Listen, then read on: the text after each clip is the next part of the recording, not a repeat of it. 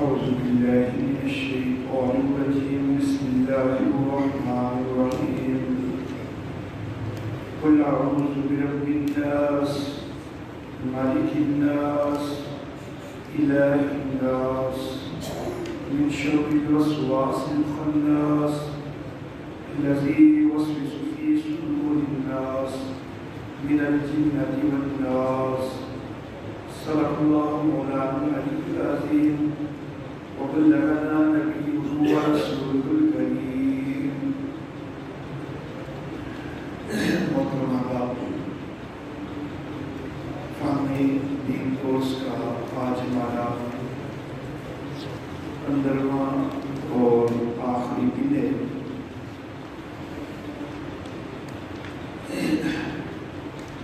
اس کے لیے جس سورہ مبارکہ کا آج ہم نے انتخاب کیا ہے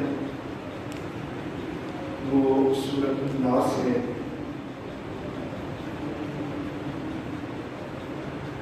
آج چونکہ ہمارا آخری دن ہے اور کلاس کے بعد امتحان بھی ہونا ہے، تو اس لیے آج کلاس کو ہم کافی مختصر انشاءاللہ کریں گے تاکہ اس کے بعد امتحان سے جلدی فراغت احباب کو ہو جائے۔ سورہ ناس کے اندر اللہ رب العزت ارشاد فرمائے قل اعوذ برب الناس، اے نبی آپ کہہ دیجئے میں پناہ چاہتا ہوں لوگوں کے رب کی، مالک الناس لوگوں کے مالک کی، الہ الناس لوگوں کے معبود کی، من شر الوسواس الخناس وسوسہ ڈالنے والے چھپ جانے والے کے شر سے، الذی یوسوس فی صدور الناس جو کہ لوگوں کے سینوں میں وسوسہ ڈالتا ہے، من الجنۃ والناس خواہ وہ جنوں میں سے ہو اور خواہ وہ انسانوں میں سے ہو۔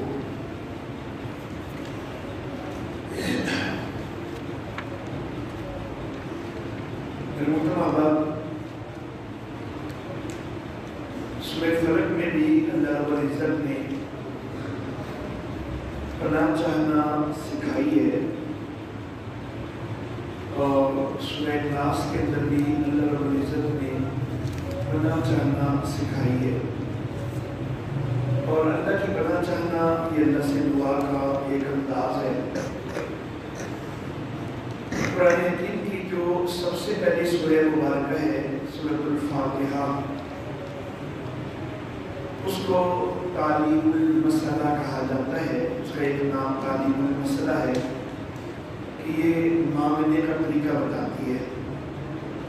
میں یہ عرض کرنا چاہوں گا کہ اسی طرح یہ آخری دو صورتیں جو ہیں تو یہ بھی اللہ رب العزت سے معاملے کا طریقہ بتاتی ہے، تو ان کے لیے بھی جو ہے معنوی لحاظ سے تعلیم المسئلہ والی بات جو ہے وہ درست ہو جاتی ہے۔ ہم نے کورس کی ابتدا جو ہے پہلے دن میں جو ہم نے حفظ کے لیے سورت رکھی تھی تو سورۃ الفاتحہ تھی، اور آج آخری دن ہم نے سورۃ الناس رکھی ہے تاکہ ہماری اس کورس کی قرآن حکیم کے ساتھ ایک مناسبت بن جائے۔ قرآن حکیم کا آغاز اور اختتام جس پر ہے اسی پہ ہم جو ہے اپنے کورس کا بھی آغاز اور اختتام کر رہے ہیں۔ سورہ فلق میں بھی اللہ رب العزت نے پناہ چاہنا سکھائی، سورہ ناس میں بھی،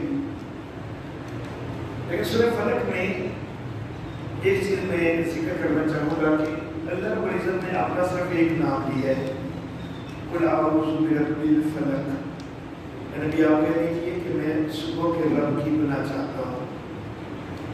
ایک نام لیا اللہ رب العزت نے، اور آگے ساری مخلوقات کے شر سے پناہ چاہنا سکھائی گئی ہے۔ من شر ما خلق، جو کچھ بھی اللہ نے پیدا کیا ہے اس کے اندر جو بھی کچھ شر کا پہلو ہے کسی بھی مخلوق کے اندر میں بننا چاہتا ہوں۔ سورہ ناس کے اندر اللہ رب العزت نے اپنے نام لیے ہیں 3، قل اعوذ برب الناس، ملک الناس، الہ الناس۔ میں لوگوں کے رب کی بننا چاہتا ہوں، لوگوں کے مالک کی بننا چاہتا ہوں، بادشاہ کی، لوگوں کے معبود کی بننا چاہتا ہوں۔ 3 نام لیے اللہ رب العزت نے، اور آگے بنانا کس سے چاہی گئی ہے؟ صرف ایک سے، من شر الوسواس الخناس، اس کے شر سے کہ جو وسوسے ڈالنے والا ہے، چھپ جانے والا ہے، تو اس کے شر سے بننا چاہنا سکھائی گئی ہے۔ اب آگے جو اگلے لفظ ہے الذی یوسوس فی صدور الناس، کہ جو لوگوں کے دلوں میں وسوسے ڈالتا ہے، یہ وہی الوسواس الخناس ہی کی مزید وضاحت ہے۔ من الجنۃ والناس، وہ جنوں میں سے ہو یا انسانوں میں سے، تو یہ وہی وسواس الخناس ہی کو مزید بیان کیا گیا ہے۔ تو سوال یہ پیدا ہوتا ہے کہ سورۃ الفلق کے اندر نام اللہ رب العزت نے اپنا صرف ایک لیا اور بنا چاہنا سکھائیے ساری مخلوقات کے اندر کوئی بھی شک کا پہلو ہے تو ہر ایک سے، لیکن دوسری طرف سورۃ الناس کے اندر اللہ نے نام تو اپنے لیے 3 لیکن جو بنا چاہنا سکھائیے وہ صرف ایک وسوسے ڈالنے والے کی شک سے۔ حالانکہ بظاہر تو یوں لگتا ہے کہ جہاں پر زیادہ چیزوں سے پناہ مانگنی تھی تو وہاں پر اللہ رب العزت کے زیادہ نام استعمال ہو جاتے ہیں، جہاں صرف ایک چیز سے پناہ چاہنی ہے وہاں پر ایک نام استعمال ہو جائے، لیکن اللہ رب العزت نے ترتیب اس کے بالکل برعکس کی ہے۔ تو اصل معاملہ یہ ہے کہ سورۃ الفلق جو ہے وہ متعلق ہے دنیا سے، سورۃ الناس جو ہے یہ متعلق ہے آخرت سے، کیونکہ جو وسوسے ڈالنے والا ہے وہ وسوسے ڈال کے ہمارا ایمان خراب کرتا ہے، اور جب ہمارا ایمان خراب ہو جائے تو ہماری آخرت برباد ہوتی ہے۔ وہ ساری مخلوقات کا شر جو دنیا کے اندر ہے، وہ ساری مخلوقات کا شر ایک طرف، اس سے کہیں بڑا شر اس کا ہے کہ جو ہماری آخرت کو تباہ کرتے ہیں۔ تو اس لیے یہاں پر اللہ رب العزت نے زیادہ تاکید کے ساتھ 3 نام اپنے ذکر کیے ہیں تاکہ احساس ہو جائے کہ اخروی زندگی جو ہے اس کی بچانے کا خصوصی اہتمام ہونا چاہیے، اس کے لیے توجہ زیادہ ہونی چاہیے۔ سورۃ الفاتحہ کا ایک نام ام الکتاب بھی ہے، جیسا کہ میں نے پہلے دن بھی ذکر کیا تھا۔ ام الکتاب جو ہے اس کو کیوں کہا جاتا ہے کہ سارے قرآن حکیم کے مضامین اس کتاب کے اندر آ جاتے ہیں، اس سورہ فاتحہ کے اندر آ جاتے ہیں، پورے قرآن حکیم کے مضامین۔ ہمارے شیخ المشائخ مولانا حسین علی رحمہ اللہ کی قبر میں کروڑوں رحمتیں نازل فرمائے، انہوں نے اس چیز کو یوں واضح کیا کہ قرآن حکیم کے 4 حصے، پہلا حصہ سورۃ الفاتحہ سے سورہ مائدہ کے آخر تک، دوسرا سورہ انعام سے سورہ احزاب کے سورہ بنی اسرائیل کے آخر تک، تیسرا سورہ کہف سے سورہ احزاب کے آخر تک، اور چوتھا سورہ سبا سے سورہ ناس کے آخر تک۔ انہوں نے کہا کہ پہلے حصے کے مضامین پہ غور کریں تو زیادہ تر اللہ رب العزت کے خالق ہونے کا تذکرہ ہے، دوسرے حصے کے اوپر غور کریں تو زیادہ تر اللہ رب العزت کے رب ہونے کا تذکرہ ہے، تیسرے حصے پہ غور کریں تو زیادہ تر تذکرہ جو ہے وہ اللہ رب العزت کے دنیا کے اندر مالک اور مختار بادشاہ ہونے کا تذکرہ ہے، اور چوتھے حصے پہ غور کریں تو اس میں زیادہ تر تذکرہ یہ ہے کہ آخرت کے اندر بھی مالک اور مختار اور بادشاہ اللہ ہی ہوگا۔ اب یہ 4 مضمون پورے قرآن حکیم کے اندر تفصیلاً بیان ہوئے، تو سورہ فاتحہ کے اندر بھی وہ کہتے ہیں کہ یہ 4 مضامین آئے ہیں، اس لیے سورہ فاتحہ سارے قرآن حکیم کے مضامین کی جامع ہے، اس لیے یہ ام القرآن ہے، ام الکتاب ہے۔ تو میں اپنے ذوق کے مطابق عرض کرنا چاہوں گا کہ سورۃ الفلق اور سورۃ الناس کے اندر اللہ نے جو 4 نام لیے نا، ان کے اندر بھی یہ 4 صفات آ جاتی ہیں۔ قل اعوذ برب الفلق، صبح کے رب کی، اور اس کا دوسرا مفہوم پھٹنے رکھنے والی چیز کے رب کی یا پھاڑنے والی چیز کے رب کی، اور اس کے اندر اشارہ ہے تخلیق کی طرف کہ تخلیق کرنے والے رب کی پناہ چاہتا ہوں۔ تو سب سے پہلا تخلیق والا ہے، خالقیت کا بیان ہے۔ اس کے بعد دوسرا برب الناس، ربوبیت کا بیان ہے۔ تیسرا مالک الناس، اس کے اندر دنیا کی بادشاہت کا بیان ہے۔ اور چوتھا الہ الناس، کہ لوگوں کا معبود ہے، اور معبودیت کے متعلق سوال وہ آخرت میں ہونا ہے، اور وہاں پر اس چیز کے اوپر انحصار ہونا ہے کامیابی کا۔ تو اس کے اندر جو ہے وہ آخرت کے اندر اللہ رب العزت کی بادشاہت اور ملکیت، اس کا اظہار ہو گیا۔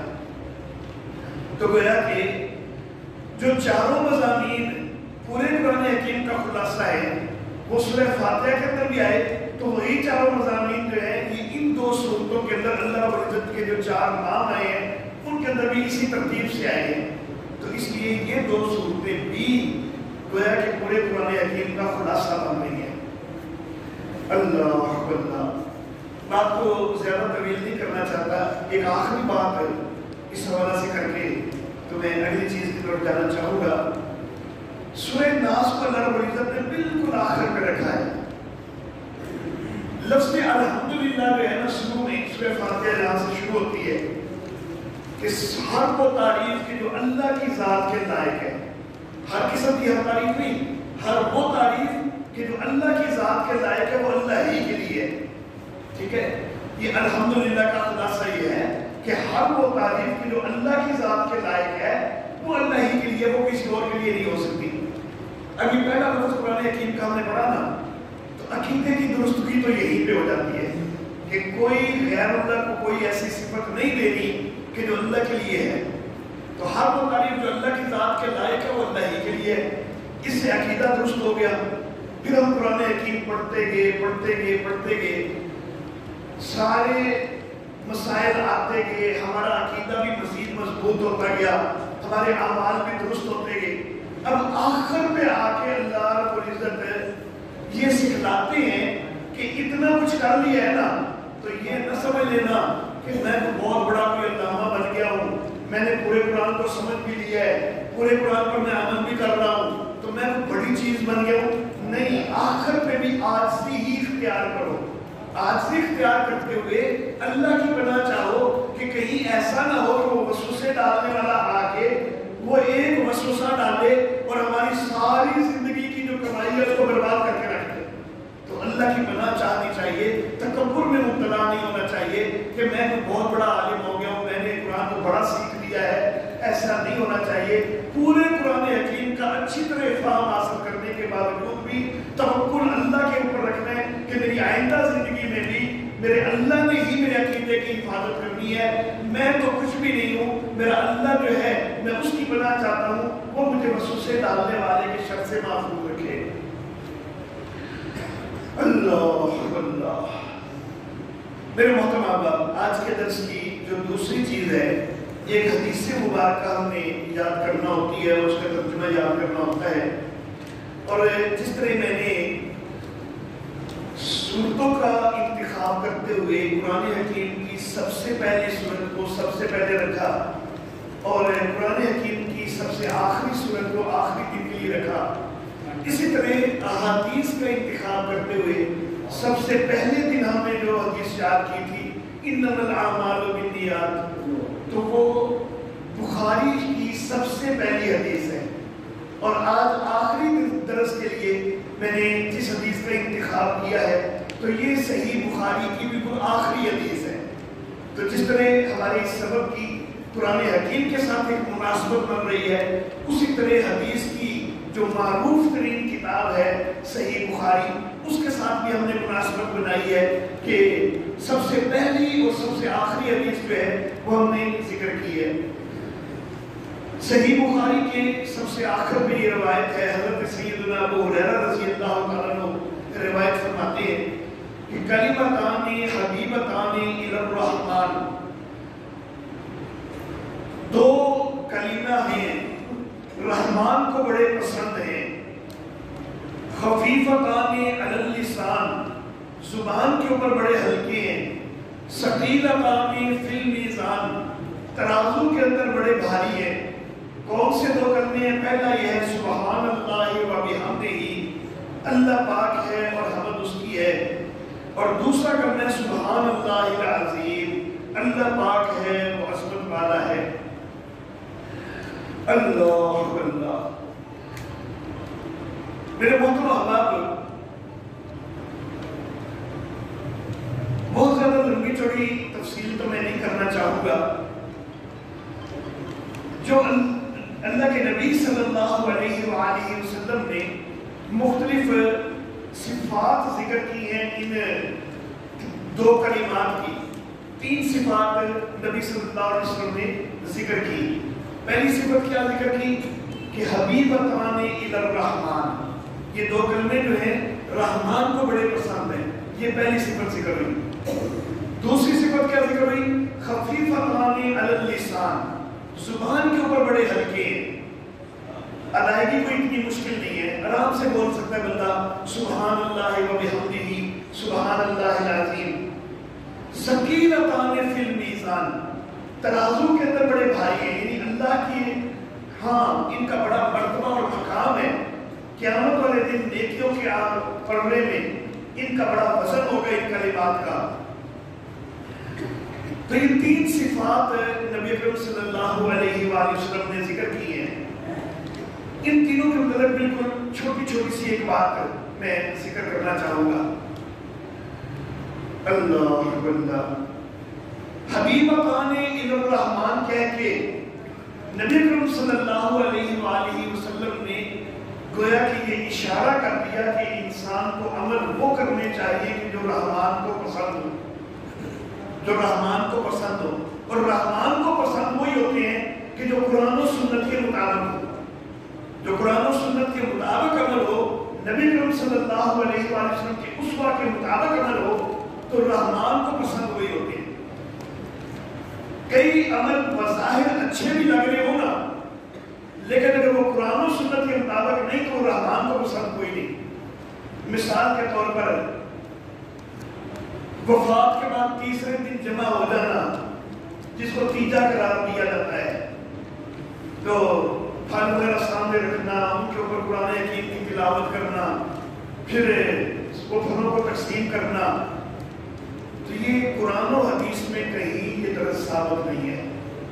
اب بظاہر تو قرآن ہی پڑھا جا رہا ہے، بظاہر تو ایک اچھا کام کیا جا رہا ہے، لیکن یہ رحمان کو پسند نہیں ہو سکتا، کیونکہ نبی اکرم صلی اللہ علیہ وآلہ وسلم سے یہ کوئی ثابت نہیں ہے۔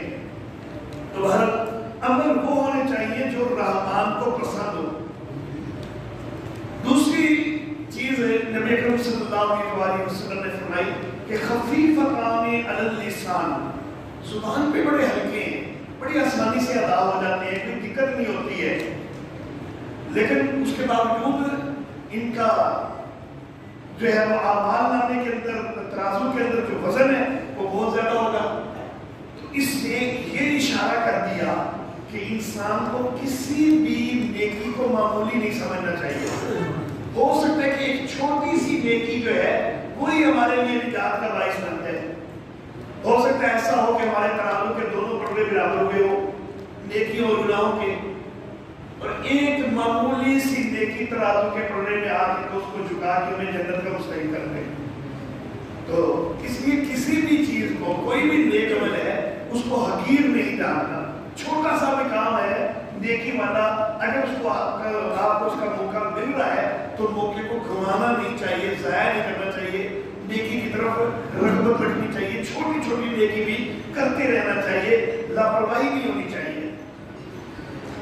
ثقیلتان فی المیزان، ترازو کے اندر بڑے بھاری ہیں۔ اللہ اللہ، اللہ رب العزت قادر ہیں، وہ کسی بھی چیز کو تول سکتے ہیں۔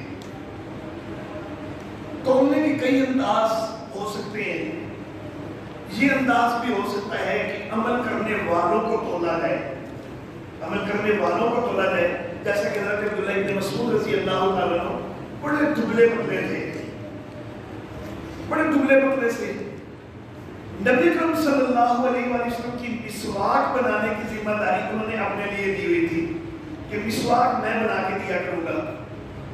تو بڑے چھوٹے قد کے اور دبلے پتلے تھے نا، تو ایک دن مسواک بنانے کے لیے درخت کے اوپر چڑھے تو پنڈلی سے کپڑا ہٹ گیا، تو بالکل پتلی سی پنڈلی تھی.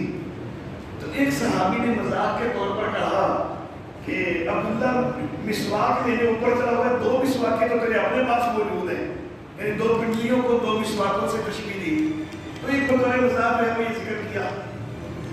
اللہ اللہ. تو نبی کریم صلی اللہ علیہ وسلم نے فرمایا کہ یہ جو 2 پنڈلیاں عبداللہ ابن مسعود کی تمہیں 2 مسواکوں جیسی لگ رہی ہے نا، قیامت والے دن ان کا وزن احد پہاڑ سے بھی زیادہ ہوگا. تو اس حدیث مبارکہ سے اشارہ ہوتا ہے کہ یہ بھی ہو سکتا ہے کہ اعمال کرنے والے افراد کو تولا جائے. یہ بھی ہو سکتا ہے کہ اعمال نامے تولے جائیں، جن میں اوراق کے اندر اعمال لکھے ہوئے ہیں ان اوراق کو تولا جائے. جیسے کہ ایک حدیث مبارکہ میں اس کا بھی اشارہ آتا ہے اللہ اللہ کہ نبی کریم صلی اللہ علیہ وسلم نے فرمایا کہ ایک بندہ اس کے گناہوں کے دفتر جب رکھے جائیں گے نا ترازو کے پڑے میں، تو سارا ترازو کا پڑا جو ہے وہ بھرا ہوا نیچے جھکا ہوا، سارے گناہ ہی گناہ بھرے ہوئے ہیں. پھر کہا جائے گا اس کی نیکیاں لے کے آؤ. اللہ اللہ. تو فرشتے ایک چھوٹی سی پرچی لے کے آ رہے ہوں گے. وہ بندہ دل میں شرمندہ ہو رہا ہوگا، پریشان ہو رہا ہوگا، کہاں میرے گناہوں کے دفتر لگے ہوئے ہیں اور کہاں یہ چھوٹی سی ایک پرچی نیکیوں کے پڑھنے میں صرف اس میں رکھا جانا ہے، تو اس سے کیا فرق پڑ جانا ہے؟ تو میں تو برباد ہو گیا، وہ پریشان ہو رہا ہوگا. لیکن میرے آقا صلی اللہ علیہ وسلم نے فرمایا کہ جس وقت وہ چھوٹی سی پرچی دوسرے پڑھنے میں رکھی جائے گی تو وہ پڑھنا نیچے جھک جائے گا، وہ جو ڈھیر گناہوں کے دفتر ہیں وہ اوپر اٹھ جائیں گے. وہ بندہ بڑا ہے کہ یہ کون سا میرا ایسا نیک کام ہے تو ایک چھوٹی سی پرچی. تو کہا جائے گا کہ یہ وہ جو عقیدہ ہے لا الہ الا اللہ جو تو نے صحیح دل سے پڑھا ہے، اس کے اوپر تو قائم رہا ہے، تیرے اس کے اندر جو خلوص ہے تیرا عقیدے کے اندر، یہ وہ نیکی ہے تیری. اللہ اللہ. تو اعمال نامے بھی تولے جا سکتے ہیں، یہ انداز بھی ہو سکتا ہے. اور اللہ رب العزت اس کے اوپر بھی قادر ہیں کہ خود اعمال کو مجسم کر کے دکھا دیں. اللہ رب العزت فرماتے ہیں نا کہ فَمَن يَعْمَلْ مِثْقَالَ ذَرَّةٍ خَيْرًا يَرَهُ. جس نے ایک ذرے برابر بھی نیکی کی ہوگی وہ اس نیکی کو دیکھ لے گا. ایک مفہوم تو یہ ہو سکتا ہے کہ اعمال نامے میں لکھا ہوا دیکھ لے گا، اور ایک مفہوم یہ بھی تو ہو سکتا ہے کہ بالکل اس کو سامنے مجسم شکل میں دیکھ لے گا. وہ نیکی مجسم شکل میں سامنے آ جائے گی اور مجسم شکل میں اس کو تول دیا جائے، نیکیوں کو تول دیا جائے، اعمال کو تول دیا جائے. یہ بھی ممکن ہے. اور مجسم شکل کیے بغیر بھی اللہ تولنے پر قادر ہے. مجسم شکل نہ بھی کی جائے. دیکھیں دور حاضر میں تو اس کو سمجھنا کوئی اتنا مشکل ہے ہی نہیں. کئی ایسی چیزیں ہیں کہ جن کا کوئی مادی وجود نہیں لیکن ہم ان کو توڑ رہے ہیں. کئی مادی چیزیں ہیں، غیر مادی چیزیں ہیں، مادی وجود ان کا کوئی نہیں لیکن پھر بھی ہم توڑ رہے ہیں. مثال کے طور پر ہم بخار کو توڑ رہے ہیں کہ جس کو 100 بخار ہوا ہے، اس کو 101 بخار ہوا ہے، یہ بخار کو توڑنا ہے، حالانکہ بخار کا کوئی مادی وجود تو نہیں ہے. ہم موسم کو توڑ رہے ہیں، درجہ حرارت آج اتنا ہے اور آج اتنا ہے، آج منفی میں چلا گیا، آج مثبت میں ہے، فلاں علاقے میں منفی میں جا رہا ہے. ہم درجہ حرارت کو توڑ رہے ہیں، حالانکہ اس کا کوئی مادی وجود تو نہیں ہے. ہم کمپیوٹر کی فائلوں کو توڑتے ہیں، یہ اتنے گیگا بائٹس کی ہے، یہ اتنے میگا بائٹس کی ہے، اور وہی فائل جو ہے کمپریس کیے بغیر وہ گیگا بائٹس میں آ رہی ہے، کمپریس ہو کے وہ میگا بائٹس میں بلکہ کلو بائٹس میں بھی ہو سکتا ہے آ جائے. اللہ اللہ. حالانکہ فائل تو وہی ہے، اس کے اندر سارا کچھ وہی ہے. تو اللہ رب العزت اس سے بھی کہیں زیادہ قادر ہیں. ایک عمل ایک بندے نے کیا ہے تو اس کی مطابقت کے اندر میں کہنے لگا کہ اس کا دل کا جو نیت ہے، ارادہ ہے، خلوص ہے، وہ اتنا زیادہ ہے. عمل وہی کیا اس نے، وہ گیگا بائٹس میں چلا گیا. لیکن دوسرے نے عمل وہی کیا ہے لیکن دل کا خلوص کوئی نہیں ہے، تو وہ کلو بائٹس یا صرف بائٹس میں بھی آ گیا. اور ہو سکتا ہے کہ بالکل ہی ریجیکٹ ہو جائے کہ خلوص کوئی نہیں ہے، دکھلاوے کے لیے کیا گیا ہے. اللہ اللہ. تو میرا اللہ قادر ہے. تو اللہ کے نبی صلی اللہ علیہ وسلم نے یہ 2 کلمات ہیں احباب سے عرض کرنا چاہوں گا کہ اجر کے حصول کے لیے کیونکہ بڑی اہمیت ہے ان کلمات کی ادا کرنے کی، تو میرے ساتھ ادا کیجیے گا سبحان اللہ و بحمدہ سبحان اللہ العظیم سبحان اللہ و بحمدہ سبحان اللہ العظیم سبحان اللہ و بحمدہ سبحان اللہ العظیم۔ یہ محترم آج کے درس کی جو ہماری تیسری چیز ہے تو وہ ایصال ثواب کے حوالے سے جو ہے وہ تھوڑا ذکر کرنا ہے، لیکن چونکہ آج امتحان بھی ہے، یہ نوٹس کے اندر جو ہے وہ میں نے کافی سارے دلائل جو ہے وہ ایصال ثواب کے حوالے سے لکھے ہیں۔ صرف ایک چھوٹی سی بات جو ہے وہ میں کرنا چاہوں گا، باقی یہ دلائل آپ خود جو ہے وہ پڑھ سکتے ہیں۔ دور حاضر میں ایصال ثواب کے حوالے سے ایک اختلاف جو ہے وہ لوگ بناتے ہیں۔ کچھ لوگ وہ یہ کہتے ہیں کہ قولی عبادات جو ہیں ان سے ایصال ثواب نہیں ہو سکتا۔ عبادات تین قسم کی ہیں، ایک بدنی، ایک مالی اور ایک قولی۔ جو ہمارا جسم جس عبادت کو کر رہا ہے وہ بدنی عبادت ہے، اور جس عبادت کے اندر ہمارا مال خرچ ہو رہا ہے وہ مالی عبادت ہے، اور جس عبادت کے اندر ہم کچھ بول رہے ہیں تو وہ قولی عبادت ہے۔ تو دور حاضر میں کچھ لوگ وہ یہ زور دیتے ہیں کہ بدنی عبادت جو ہے اس سے ایصال ثواب ہو سکتا ہے، اور مالی عبادت سے بھی ایصال ثواب ہو سکتا ہے، لیکن وہ کہتے ہیں کہ قولی عبادت سے ایصال ثواب نہیں ہوتا۔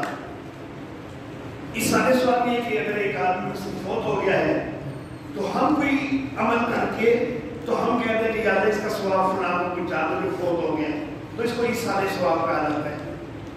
تو وہ کہتے ہیں کہ بدنی طور پر ہم کوئی عمل کریں اور پھر یہ دعا کرتے ہیں کہ یاد ہے اس کا ثواب پہنچائے تو وہ پہنچ جاتا ہے، اور اگر ہم مالی طور پر کوئی عمل کریں، کوئی صدقہ خیرات وغیرہ کریں، اس کا ثواب بھی پہنچ جاتا ہے، لیکن وہ کہتے ہیں کہ قولی عبادت جو ہے اس کا ثواب نہیں پہنچتا۔ میں یہ عرض کرنا چاہوں گا کہ یہ بات بالکل بھی درست نہیں ہے۔ نماز جنازہ جو ہے ٹھیک ہے، یہ بدنی عبادت بھی ہے، ہم نے قیام کرنا ہوتا ہے، لیکن ساتھ ہی قولی عبادت بھی ہے کہ نہیں ہے؟ قولی عبادت بھی تو ہے نا، ہم نے بولنا بھی تو ہے نا، تو کیا اس بولنے کا ثواب اس میت کو نہیں پہنچتا؟ تو پھر ہمارا نماز پڑھنے کا فائدہ کیا ہے اگر قولی عبادت کا ثواب پہنچتا ہی نہیں ہے؟ ہم پھر سب کھڑے رہ جاتے نا، پھر بولنا کیوں ہے ہمیں پھر بولنا تو پھر ضرورت ہی نہیں تھی، اس کا تو فائدہ ہی کوئی کرا میت کو۔ تو نماز جنازہ کے اوپر تو سب کا اتفاق ہے نا، اور میں پھر روایتیں پیش کروں تو وہ کوئی کہے گا کہ یہ ضعیف ہے، یہ ہے، فلاں ہے، فلاں ہے، لیکن نماز جنازہ تو سب کے نزدیک برحق ہے، اور اس کے اوپر بھی کوئی اختلاف نہیں کہ نماز جنازہ کے اندر جس طرح قیام فرض ہے اسی طرح 4 تکبیریں بھی فرض ہے، اور کچھ پڑھنا چلو وہ فرض نہیں ہے، لیکن ثواب تو اور جو پڑھنا ہے اس کا بھی پہنچنا ہے، اور کم از کم 4 تکبیریں تو بولنی ہے نا، یہ تو فرض ہے نا، تو کیا ان کا اجر اس کو نہیں ملے گا، ثواب اس کو نہیں ملے گا؟ تو ظاہر بات ہے کہ قولی عبادت کا بھی اجر ملتا ہے، تو اس لیے قرآن حکیم وغیرہ کی تلاوت کر کے تو بندہ جو ہے اس کا ثواب پہنچانے کے لیے دعا کر دے کہ یا اللہ اس کا ثواب جو ہے وہ فلاں میت کو پہنچ جائے تو وہ بھی پہنچ جائے گا۔ اور میں ایک اور بات بھی عرض کرنا چاہوں گا، بدنی عبادت کا جو ثواب مانتے ہی مانتے ہیں نا، بدنی عبادت کا ثواب تو مانتے ہی مانتے ہیں، یہ میری زبان یہ سارے بدلتا حصہ کوئی نہیں، یہ زبان نے بھی جڑا کام کیتا ہے وہ بدنی عبادت بھی ہے نا نال، کوئی بھی قولی عبادت ساتھ ساتھ بدنی عبادت ہوتی ہے، کیونکہ وہ زبان سے ہمارا بدن استعمال ہو رہا ہے اس میں، تو جب بدنی عبادت کو خود کہتے ہو کہ بدنی عبادت جو ہے اس کا ایصال ثواب ہو جاتا ہے، تو یہ قولی بھی ہے اور بدنی بھی ہوتی ہے، کیونکہ زبان استعمال ہو رہی ہوتی ہے۔ اللہ اللہ، اور صرف زبان نہیں بلکہ کئی جو ہے اس کے ساتھ امدادی چیزیں بھی اور ہوتی ہیں، صرف ظاہر ایک زبان بولنے والی ہے لیکن اس کے ساتھ پورے وجود کے اندر کئی ایسی چیزیں ہیں جو اس کے ساتھ امداد کرتی ہیں، تو تب اللہ بولتا ہے، تو اپنا وجود ہمارا اس لیے انوالو ہوتا ہے۔ اچھا جی، آج کے درس کی جو چوتھی چیز ہے رزق میں برکت کے لیے دعا. ربنا آتنا فی الدنیا حسنہ وفی الآخرۃ حسنہ وقنا عذاب النار. اے ہمارے رب، ہم کو دنیا کے اندر بھی بہتر عطا فرما، آخرت کے اندر بھی بہتر عطا فرما، اور ہم کو جہنم کے عذاب سے بچا. یہ جو دعا ہے نا، چونکہ بہت زیادہ الحمدللہ معروف ہو چکی ہے، بہت زیادہ لوگوں کو یاد بھی ہے پہلے سے، لیکن اس کا ایک غلط نتیجہ یہ نکلا کہ زبان زد عام ہو جانے کی وجہ سے، بہت زیادہ اس کے مشہور ہو جانے کی وجہ سے ہر دوسرا تیسرا بندہ یہ دعا پڑھ رہا ہوتا ہے، تو لوگوں کی نگاہ میں اس کی اہمیت ختم ہونے لگ گئی. حالانکہ اس کی بڑی اہمیت ہے. یہ وہ دعا ہے کہ جس کی قبولیت کا تذکرہ خود قرآن حکیم کے اندر موجود ہے. قرآن حکیم نے خود کہا ہے کہ کچھ لوگ یوں دعا کرتے ہیں کہ ربنا آتنا فی الدنیا، بس اتنی کہ یا اللہ کو دنیا دے دے، حسنہ بھی نہیں چاہتے کرتے، جس طرح کی مرضی ملتی ہے، حلال بھی ملتی ہے، حرام بھی ملتی ہے، بس یا اللہ دنیا دے گا. اللہ کہتے ہیں کہ انہوں نے آخرت میں کوئی حصہ نہیں، آخرت میں کوئی حصہ نہیں. لیکن جو یوں دعا مانگتے ہیں، اللہ نے خود سکھائی ہے کہ مانگنا ہو تو اس طرح نہ مانگو، یوں مانگا کرو، اور اس پر اللہ قبول کرتا ہے. یہ اللہ نے وعدہ کیا ہے. تو اس دعا کی بڑی اہمیت ہے. تو رزق میں برکت کے لیے میری نگاہ میں، میری نظر میں، جو کہ یہ دعا اللہ نے خود سکھائی ہوئی ہے، تو اس سے بہتر دعا میری نظر میں رزق میں برکت کے لیے اور کوئی نہیں ہے. اس کے لیے قبولیت کا وعدہ بھی اللہ کی طرف سے موجود ہے. تو اس لیے جب بھی کوئی کاروباری معاملات کے اندر پریشانی کا سامنا ہو تو یہ دعا جو ہے اس کا اہتمام کیا کریں. اچھا جی، آج کے درس کی آخری چیز تکابر اشاعت کے حوالے سے تھوڑی سی گفتگو کرنی ہے، مختصر سی. میرے محترم احباب، ہماری جماعت اشاعت التوحید والسنہ الحمدللہ اس کے اکابر جو ہے وہ بہت بڑی بلند شان والے ہیں، اور بڑی ان کی قربانیاں ہیں، بڑی محنتیں ہیں. بڑا لمبا چوڑا تذکرہ کرنے کا تو وقت نہیں ہے.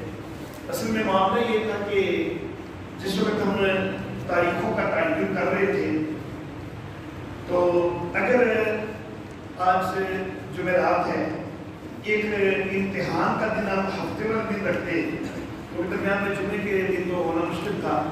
ہفتے والے دن رکھتے، اتوار کو ہمیں اعتکاف بیٹھنا تھا، تو اتوار تک لازمی تھا کہ رزلٹ بھی اناؤنس ہو، سنڈے وغیرہ بھی ہو.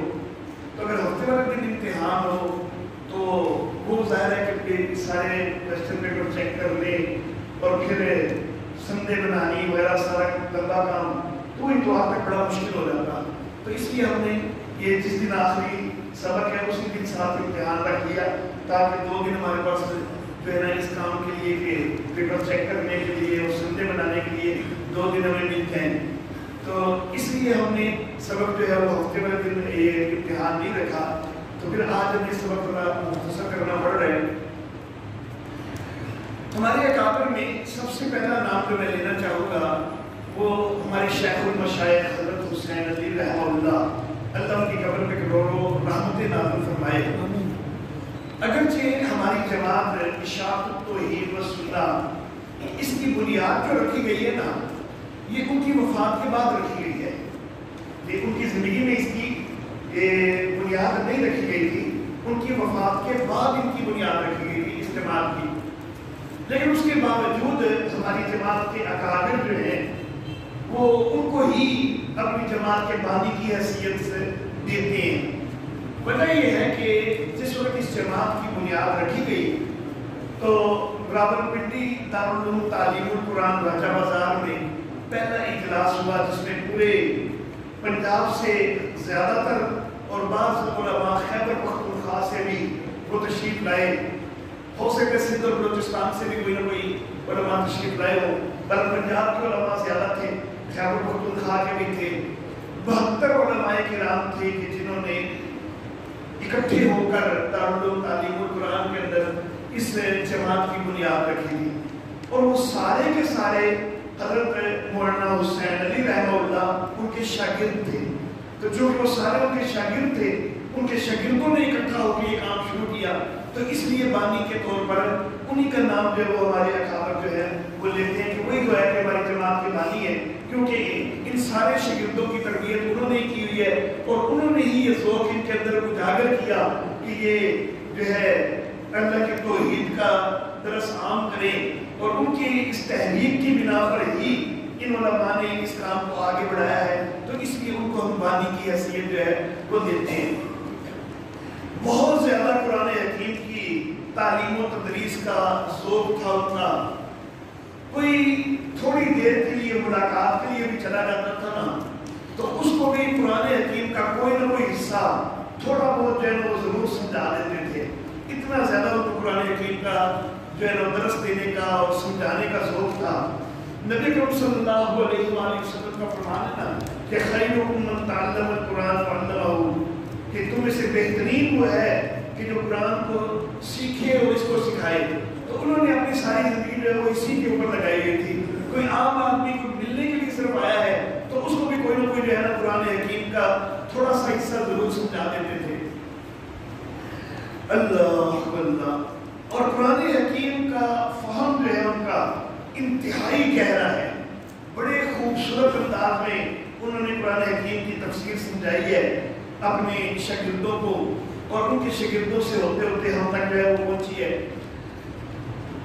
تو ایک چیز جو سب سے زیادہ اہم ہے ان کے انداز تدریس میں، وہ یہ ہے کہ ربط جو ہے سورتوں کا آپس میں ربط بھی اور آیتوں کا آپس میں ربط بھی بڑا ہی خوبصورت انداز میں وہ بیان کرتے تھے. بہرحال ان کی وفات کے بعد راولپنڈی کے اندر اجتماع کیا گیا اور یہ جماعت کی بنیاد رکھی گئی. سب سے پہلے امیر جو اس جماعت کے منتخب ہوئے تھے پورے پاکستان کے، وہ میرے دادا محترم حضرت قاضی نور محمد نور اللہ برکتہ ہیں. حضرت قاضی نور محمد رحمہ اللہ اس علاقہ قلعہ دار سنگھ میں 1923 میں آئے تھے. آج 2024 ہو گیا، گویا کہ 101 سال ہو گئے ہیں ہمارے خاندان کو اس قلعہ دار سنگھ کے اندر خدمات سر انجام دیتے ہوئے. اور اس وقت یہ مسجد جو ہے یہ بالکل چھوٹی سی ایک مسجد تھی.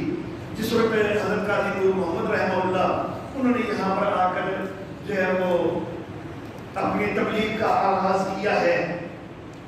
پھر 1930 اور 40 کے درمیان جو ہے وہ چھوٹی سی مسجد جو ہے اس کو گرا کر یہ عالی شان مسجد جو ہے یہ تعمیر کی گئی ہے.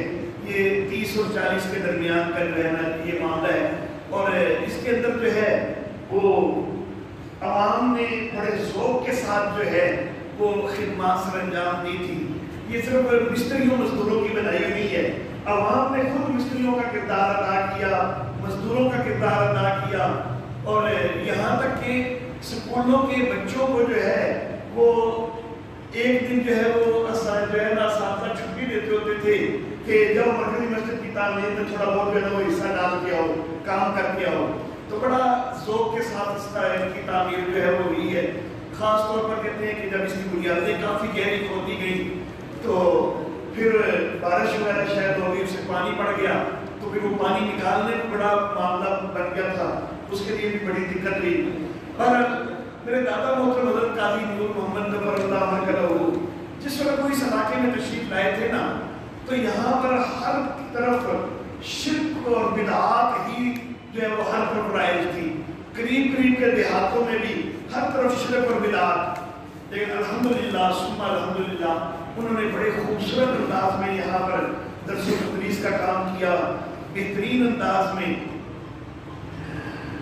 بڑا سادہ سا انداز تھا ان کا بات چیت کا، لیکن باتیں ان کی دل میں اترتی تھی. اور الحمدللہ ان کے جو ہے اخلاق سے، ان کے کردار سے، ان کی دعوت و تبلیغ سے یہ پورا علاقہ جو ہے وہ متاثر ہوا. اور یہاں پر اب سب سے زیادہ جو ہے پورے علاقے کے اندر الحمدللہ صحیح العقیدہ لوگ ہیں، اہل توحید لوگ ہیں، وہ سب سے زیادہ ہیں ہمارے علاقہ میں. صرف ایک واقعہ جو ہے چھوٹا سا میں آپ کے ذوق کی نظر کرنا چاہوں گا. بیمار پڑ کے ایک دفعہ شدید بیمار ہو گئے, مسجد میں آنا مشکل ہو گیا, کچھ دن مسجد میں نہیں آ سکے. تو ایک دن جو ہے عصر کے وقت مسجد کے نمازیوں نے خیال کیا کہ نماز پڑھ کے کئی سال کی تیمارداری کر کے آتے ہیں. وفد یہاں پہ تیار ہوا کہ یہ وفد جا کے تیمارداری کرے گا. تو گھر کی طرف جا رہا تھا وہ وفد. تو ایک بندہ جو کہ کافی اس دور میں بدمعاش قسم کا سمجھا جاتا تھا, تو وہ راستے میں اتفاقاً مل گیا. حلیہ وغیرہ میں اس کا کافی خراب تھا. تو یہ وفد جا رہا تھا نا, تو اس نے وفد نے کہا اس سے, عقائد بھی اس کے جو ہے وہ مکمل شرکیہ تھے اور صحابہ کرام کی گستاخی والے عقائد. تو اس وفد نے کہا کہ یار ایسا اپنی تیمارداری سے جا رہے ہیں, تم ہی آ رہا. تو وہ کہنے لگا کہ میرا عقیدہ بھی ان کے خلاف ہے اور وہ معزز بندے ہیں, میں ان کی محفل میں کیا جا کروں, میرا تو حلیہ بھی ان کی محفل میں جانے والا کوئی میں نے نہیں جانا. لیکن وہ ساتھی جو ہے نا وہ اصرار کر کے اس کو ساتھ لے گئے. اب باقی ساتھی پہلے اندر گئے, وہ جھجکتا آخر پہ اندر گیا. حضرت قاضی نور محمد رحمہ اللہ اتنی اس وقت ان کی بیماری کی وجہ سے حالت کمزور تھی کہ سارے ساتھیوں کو لیتے لیتے انہوں نے ہاتھ ملایا, سلام کیا. لیکن جس وقت آخر پہ اس کو دیکھا نا تو ہمت کر کے اٹھ کے بیٹھ گئے اور اس کو گلے سے لگا لیا اور خوش آمدید, مرحبا, آپ بھی تشریف لے آئے آج. تو بڑا ہی اس کو جو ہے نا گلے سے لگا کے پیار کیا. تو وہ دل میں شرمندہ ہو رہا تھا کہ میرا تو اتنا حلیہ خراب ہے اور یہ مجھ سے اتنے پیار سے پیش آ رہے ہیں. تو وہ اس محفل سے نکلے ہیں اور مغرب کی نماز کے وقت جو ہے تو وہ کہتے ہیں کہ وہ نہا دھو کے مسجد میں آ گیا اور کہنے لگا کہ آئندہ سے میری سارے گناہوں سے توبہ, اور میرے عقائد سے بھی جو غلط عقائد ہیں اس سے بھی میری توبہ, مجھے ایک ایسا کے پاس دوبارہ نہیں دو, میں کلمہ پڑھنا چاہتا ہوں. تو ہر ان کا اخلاق تھا بہترین انداز میں. قلعہ داسی کے لوگوں کو ابا جی کہا کرتا تھے, سارے لوگ نے ابا جی کہا کرتے تھے, یہ ان کی شفقت کی وجہ سے. حضرت شیخ القرآن مولانا غلام اللہ خان راولپنڈی سے یہ ناظم اعلیٰ تھے, سب سے پہلے جو بنائے گئے, اور بڑی عظیم شخصیت, خطاب کا بہت بڑا ملکہ تھا ان کو. حضرت سید عنایت اللہ شاہ بخاری مدثر علی گجرات رحمہ اللہ تعالیٰ گجرات سے, تو یہ بھی بڑی عظیم شخصیت ہے, یہ بھی اس کاروان کا حصہ تھے. شمس المحدثین حضرت قاضی شمس الدین رحمہ اللہ, میرے نانا محترم گجرانوالہ سے, وہ بھی اس قافلے کا حصہ تھے. تو یہ ساری شخصیات بڑی اونچی شخصیات ہیں. خیبر پختونخوا سے خاص طور پر ایک شخصیت نے بہت زیادہ جو ہے وہ تبلیغ کے اندر اپنا کردار ادا کیا, بڑی شہرت حاصل کی ہے, حضرت مولانا محمد طاہر مٹگیری رحمہ اللہ. اور دور حاضر کے ایک بڑے خطیب جن کو شاید آپ ساری جانتے ہوں گے, علامہ عطاءاللہ صاحب بندیالوی, تو ان کے والد محترم حضرت مولانا امیر بندیالوی صاحب, یہ بھی جماعت کے جو ہیں بانی اراکین میں ہیں. تو بہرحال یہ ہمارے اکابر جو ہیں بڑی انہوں نے قربانیاں دی, بڑی محنتیں کی ہیں. خود جو ہے دیہاتوں میں جاتے تھے, گاؤں گاؤں جاتے تھے, لالٹینیں ساتھ پکڑی ہوتی, ساتھ لاؤڈ سپیکر, خود کسی ایک عالم نے لاؤڈ سپیکر پکڑا ہوا ہے, کسی نے مشین, کسی نے بیٹری پکڑی ہوئی ہے, اور جا جا کے وہاں پر خود اپنے لاؤڈ سپیکر دیہاتوں میں سیٹ کر کے چوکوں کے اندر جو ہے انہوں نے تبلیغ کی. اور آہستہ آہستہ الحمدللہ پورے علاقے کے ساتھ, پورے پنجاب سے جو ہے وہ شرک و بدعات کا خاتمہ کرنے میں انہوں نے بہترین کردار ادا کیا. اللہ رب العزت ان سب کو اجر عظیم عطا فرمائے اور ہم سب کو ان کے نقش قدم کے اوپر چلنے کی توفیق عطا فرمائے. وآخر دعوانا الحمدللہ.